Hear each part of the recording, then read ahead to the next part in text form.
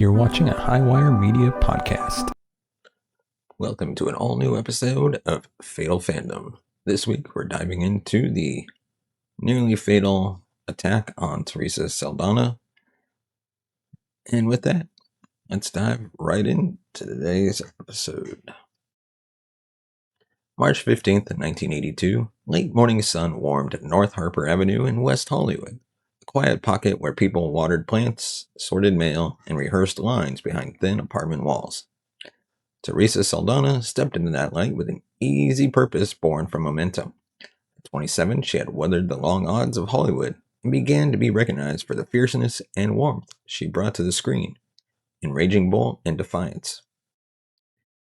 She planned ordinary errands before an afternoon meeting. She waved to a neighbor, carried a handbag, and a small list. Across the street, a man left the shade and moved towards her. He wore a brown coat that had seen better days, shoes that eked out one more mile, and an expression that never quite aligned with the scene around him. In his pocket was a 10-inch butcher knife wrapped in paper. His name was Arthur Richard Jackson, a Scottish drifter whose journal said God and the movies spoke to him. He had crossed an ocean because he believed Theresa had too spoken to him. Through a film, through a look, through fate's private frequency. "Are you Theresa Saldana?" he asked, voice gently and careful. She nodded with a polite half-smile, that small kindness actors offer strangers. The blade flashed, a first strike to her side, a second to her shoulder, a third, a fourth, a fifth. The blows piling with a mechanical rhythm that replaced thought. Screams ricocheted off the stucco. A woman on a balcony shouted. A phone slammed onto a cradle and dialed again.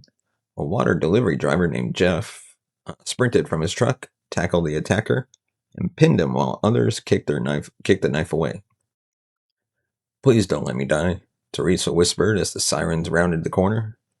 10 wounds marked her chest, back, and abdomen. Both lungs were punctured. Her liver was damaged. Her heart had nearly been reached. She was 27 years old and still breathing. The attack lasted less than 2 minutes. Its origin stretched across decades.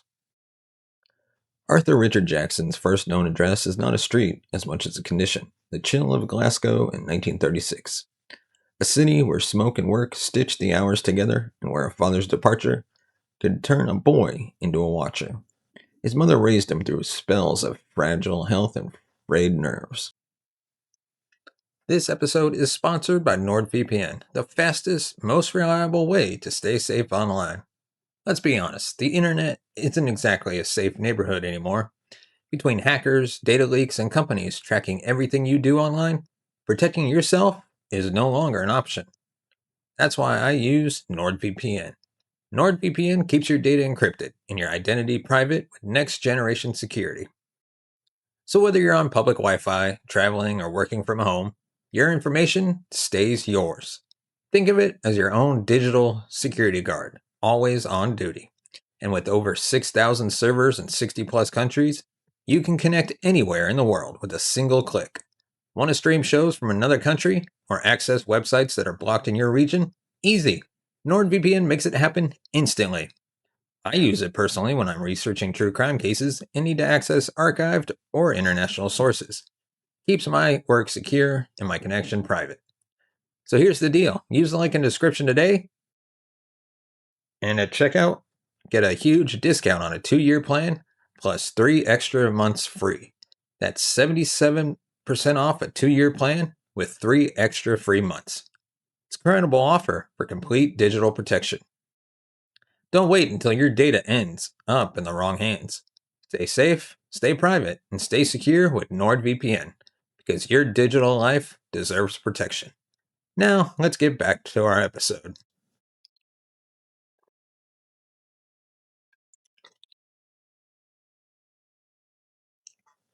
You learned early that the world could be both loud and inattentive. A place where a child's questions dissolved before they reached adult ears. Teachers called him bright, odd, detached. He preferred books to games, churches to pubs, radio sermons to conversation. He copied passages from the Bible and Victorian hymnals in cheap notebooks and then filled the margins with arguments addressed to no one living. He spoke in full paragraphs, as if everything were a testimony. As a young man, he drifted through menial work, messenger, porter, clerk. Co-workers remember a courtesy that never connected and a stare that lasted 2 beats too long. He took loneliness as evidence of chosenness. Coincidences became messages. A shuffled hymn on the radio became an instruction. A stranger's glance became a sign. The notebooks thickened into a wall of script where fate, angels, and women on screens formed a private liturgy. By the late 60s, he had made a narrow life in a London bedstead, a mattress, a kettle, a radio, and stacks of journals. Psychiatrists brushed against him briefly after a trespass at a church and wrote down words like eccentric and harmless. No sustained treatment followed. He wrote, he walked, he watched. He sent letters to actresses that were unthreatening in grammar and unbearable in assumption. He told himself the universe had paired him with a woman of light and that only distance prevented their union. In 1980, he sat in a dark theater and watched a raging bull. Theresa Saldana's scenes registered not as performance, but as visitation. Her steadiness, her eyes, the way she held a room without demanding it, he recorded all of it as proof. She has recognized me, he wrote. The veil is thin.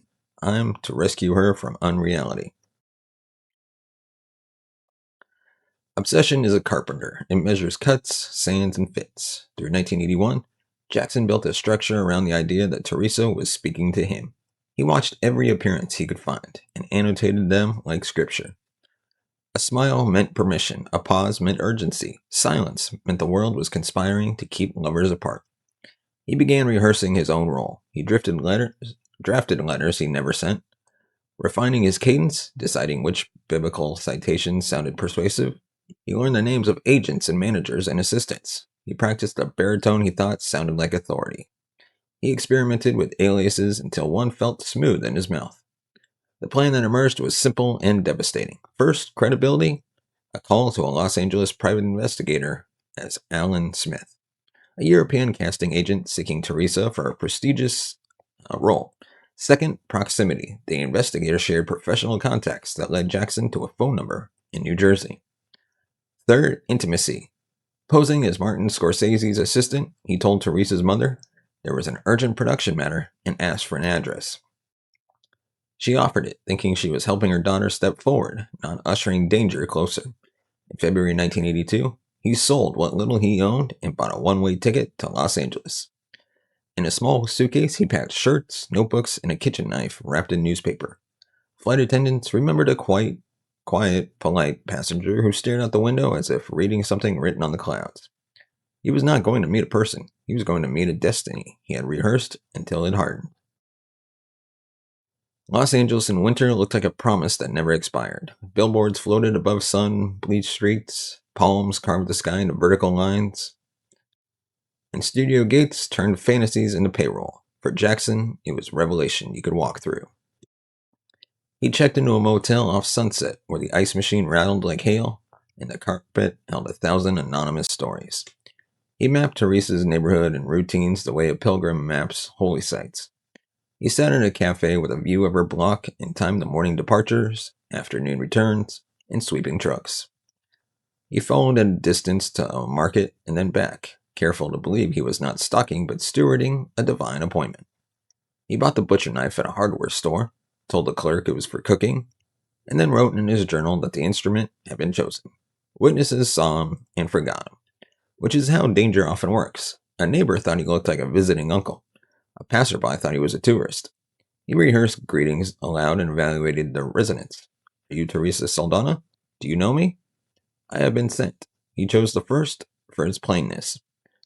By March 15th, he had resolved that delay with disobedience. He put on the brown coat, pocketed the paper-wrapped knife, and walked towards a narrow street, whose street scraped at chain link, and a young actress reached for her car door. Proximity is its own violence. Jackson closed the last steps with the quiet of a man obeying orders only he could hear. Are you Theresa Saldana? He asked. She nodded. The first blow folded her sideways. Confusion brightened her face before pain took the frame. The second staggered her. The third drove her down. He muttered about freeing her as the blade rose and fell, a metronome of delusion. Sound changed shape. A scream became a siren became promise. An upstairs neighbor threw a potted plant that cracked against the pavement. A car horn leaned on its own shock. The delivery driver, Jeff Fenn, ran with the clean purpose of a decision already made, launched himself at the attacker, and drove him to the concrete. The knife skittered. Hands appeared with towels, with courage, with a trembling insistence that she stay.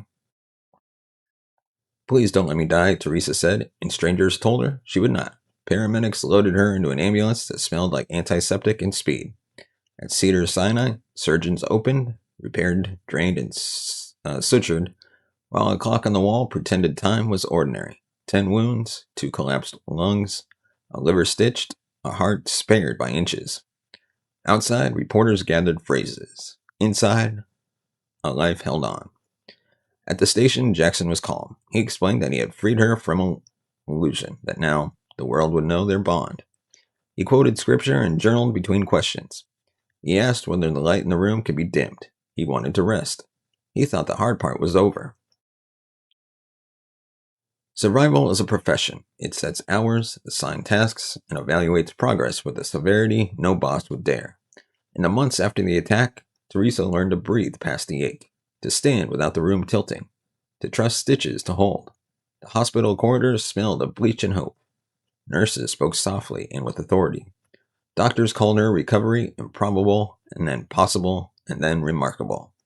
The body is not the only patient. Night gathered its toll as images replayed without consent. A shadow by the door rehearsed the blade's arc. A knock condensed it in a syllable of a question. Panic rose when a tray clattered. She kept going. Physical therapy unstitched stiffness. Friends read to her and made jokes they were afraid to tell. Letters arrived by the hundreds, some tender, some invasive, a few from stranger whose words echoed the very delusion that had nearly killed her. When she went home, the ordinary world felt full of ambushes. The aisle where knives hung in a store, the alley that narrowed behind a theater, the rearview mirror's sudden face. She learned new rituals, checking locks, scanning thresholds, setting limits. She refused, however, to disappear. If I go quiet, she said, then this script becomes the story. So she wrote her own. In 1984, she portrayed herself in a television film, Victims for Victims, the Theresa Saldana story. An act of reclamation that turned a crime scene into a set where she called cut. She founded Victims for Victims to make sure the next voice shook less alone on a witness stand. She spoke at police academies where recruits learned to name stalking as a prelude rather than a nuisance. She testified where policy is minted from pain and insisted that the law learn the language of obsession before the knife arrives.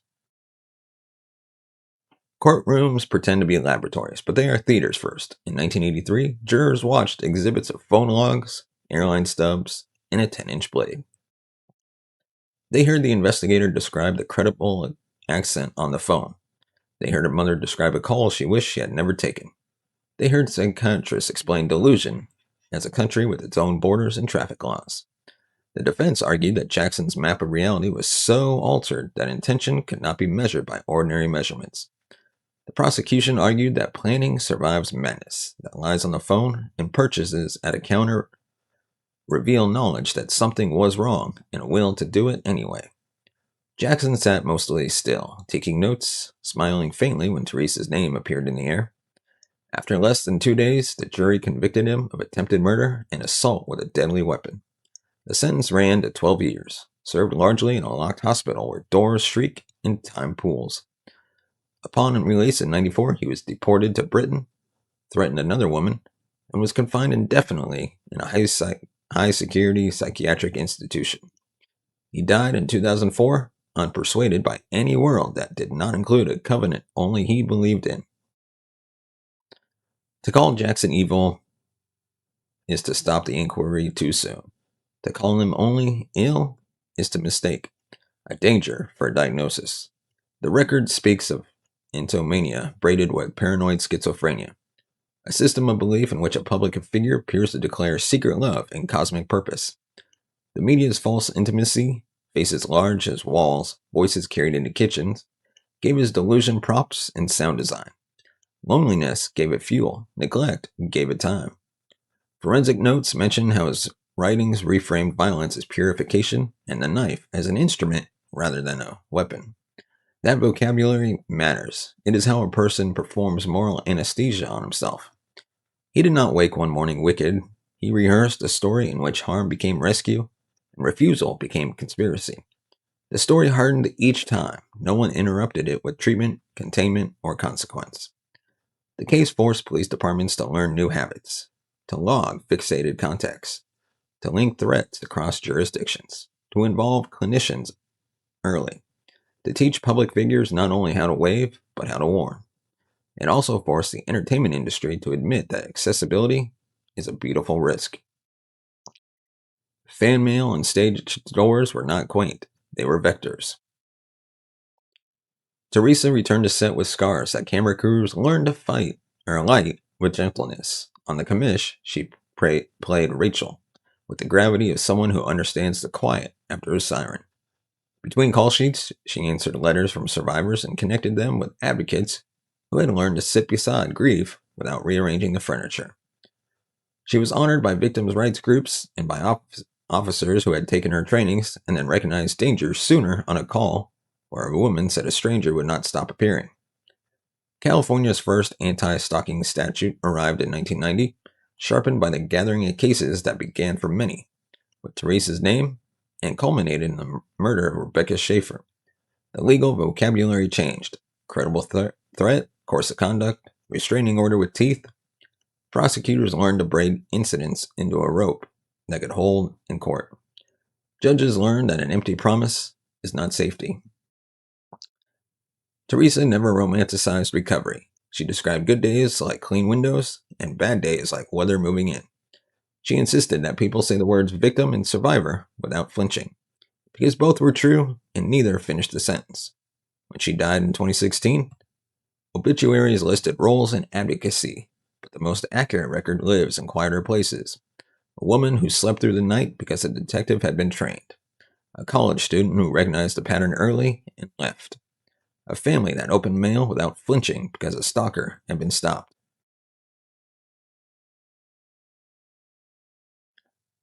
Fame is a microphone that also amplifies echoes. It invites devotion and projection in the same envelope. The attack on Theresa made plain how screens manufacture a nearness that is not a relationship and how a mind like Jackson's can mistake a performance for a covenant.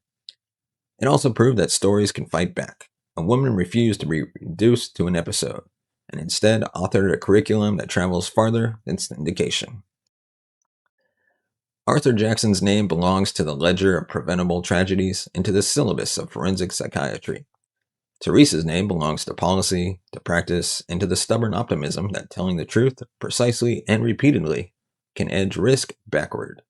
She once said survival was not just not dying, it was finding the use of what tried to end you. She found it in classrooms, hearing rooms, squad rooms, and living rooms where someone finally believed the sentence, I feel unsafe. The morning on North Harper Avenue remains fixed in photographs and testimony, but the aftermath is mobile. It lives wherever vigilance is practiced as care rather than paranoia. Wherever treatment arrives before headlines, wherever a passerby decides that running towards a scream is not someone else's job. The story is grim. The meaning is generous. It says that 2 minutes can shatter a life, and the years can build one again, sturdier, with windows that let in light and locks that answer to wisdom.